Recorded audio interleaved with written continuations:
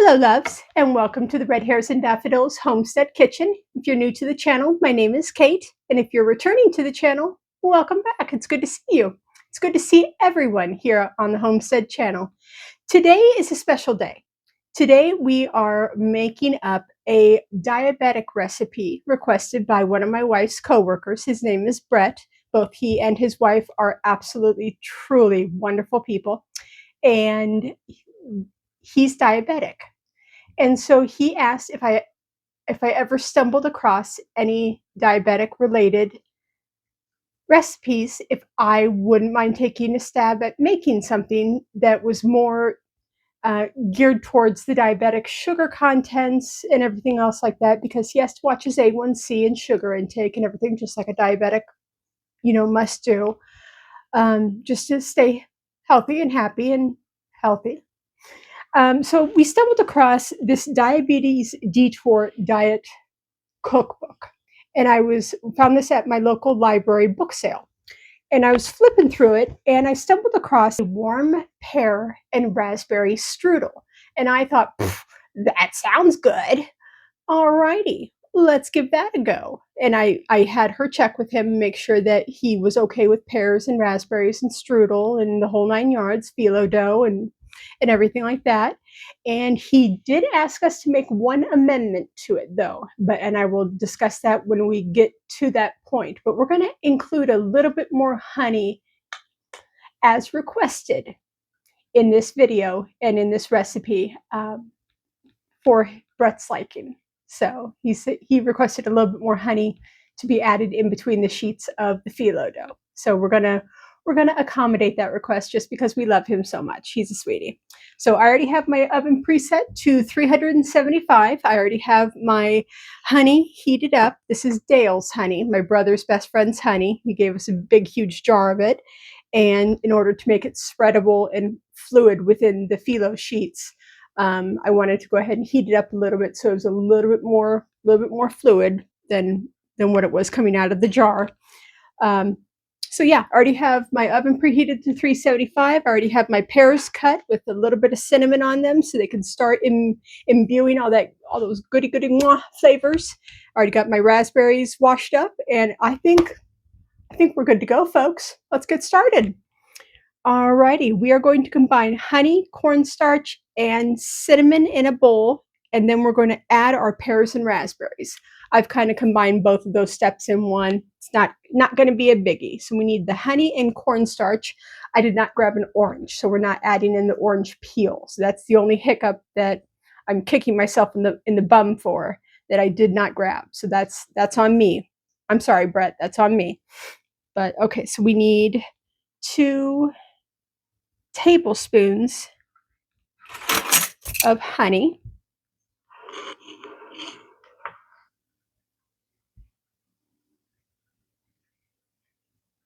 And this honey is unbelievably thick and golden, and everything just looks absolutely delicious. It smells good and it tastes good. Oh my gosh. Dale, your honey is perfect. Mwah. Perfect. Alright, I'm going to leave the rest of that honey for in between the sheet layers, and we need cornstarch now, and we need 1 tablespoon of cornstarch.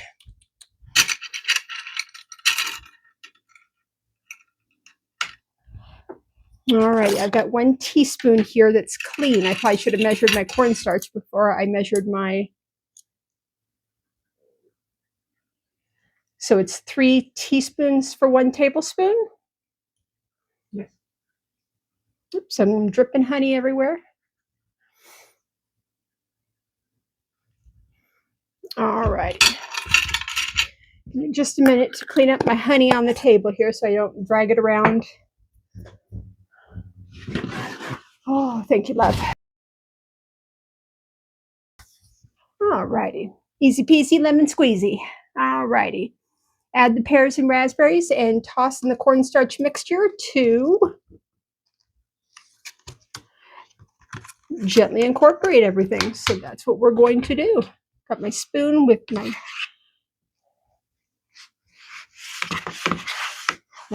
freshly washed raspberries. And I tell you, this looks and already smells delicious, you guys. I wish you were on this side of the camera with me.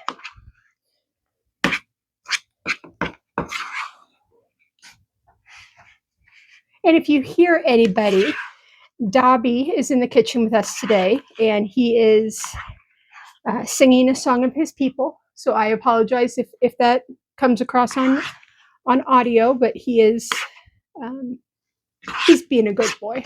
He just wants lovin's. So he's getting lovin's from my wife, who's on the other side of the camera. Alrighty, got that all mixed up. And we are going to now start to build up our phyllo pastry sheets. This calls for 4 single sheets of thawed phyllo dough. And in each roll of this phyllo dough, this comes with like 18 sheets. So I'm going to try to double or triple up because I don't think 4 single sheets of phyllo dough is going to be strong enough for a strudel. So I'm going to try to use 2 and 3 sheets for each sheet required, if that makes sense. Just bear with me here.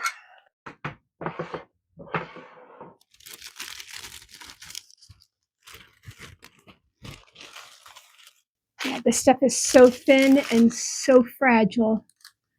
One sheet is definitely not enough.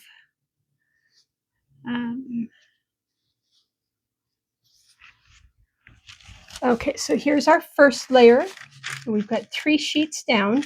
I'm going to gently drizzle in a little bit of honey at Brett's request.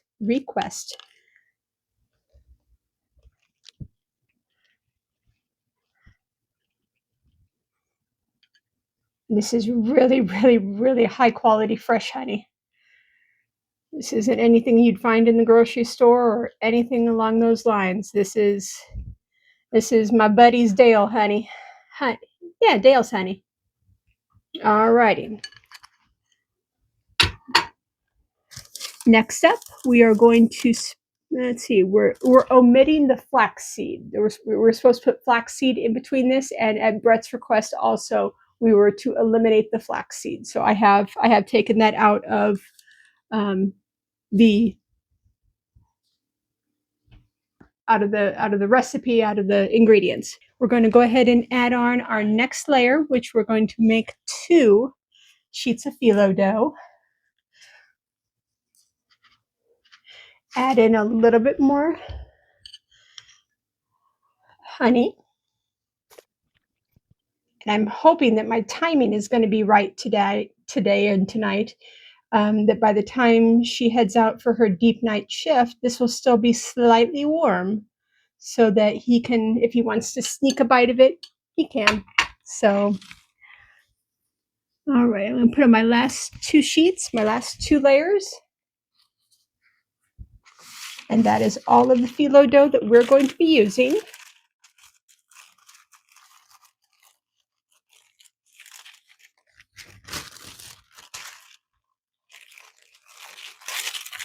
This is a surprise for Brett in the sense that he doesn't know what night he's getting it, but he knows that I'm making it at some point for him. So just trying to be a good friend. So alrighty, we are going to now gently spoon in the pear mixture in a strip, and we're going to leave about 1.5 inches of the phyllo dough exposed so that we can roll this up accordingly.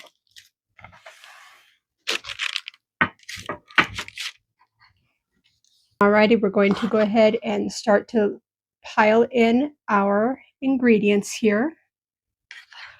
Want to make sure that those raspberries are evenly spread out.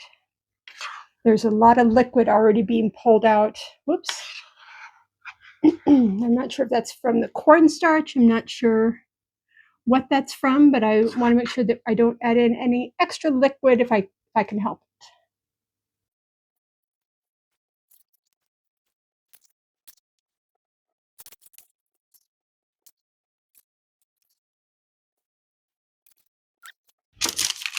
Now we're going to go ahead and try our best to roll this up. while keeping everything incorporated. And we will tuck everything back in on the ends. Oops. Ooh, I think that looks pretty good. What do you think? Yeah.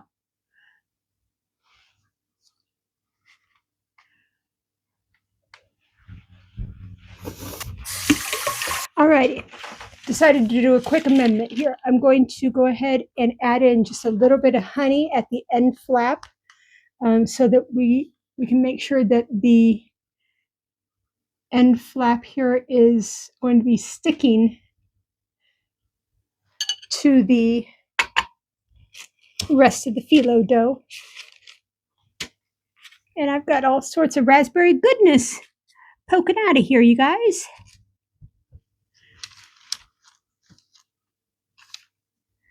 All righty. We are going to get this into the oven for approximately 30 minutes or until evenly browned and crisp. And I will bring you back when we're done. It does say that if any parts of this are browning too fast, put like a aluminum foil tent over it so that it still continues to bake, but it doesn't brown to the point of burning. So we don't want to do that. So I'll see you guys back here in just a little bit. Alrighty, loves, we are back. We just pulled our warm pear and raspberry strudel out of the oven, and when you go down to look at the recipe in the description box, it does say to fold the strudel in on itself on the short sides or on the long sides. And we did not do that because I didn't think I had enough phyllo dough and everything like that. So for future reference, please follow the recipe. It did explode out a little bit, but we were able to shove the fruit back in there and make it nice and plump again. So that was on me. And I did not follow the recipe exactly as it was written, but I am going to cut this in half. I want to see what this looks like. So, oh my goodness, so flaky.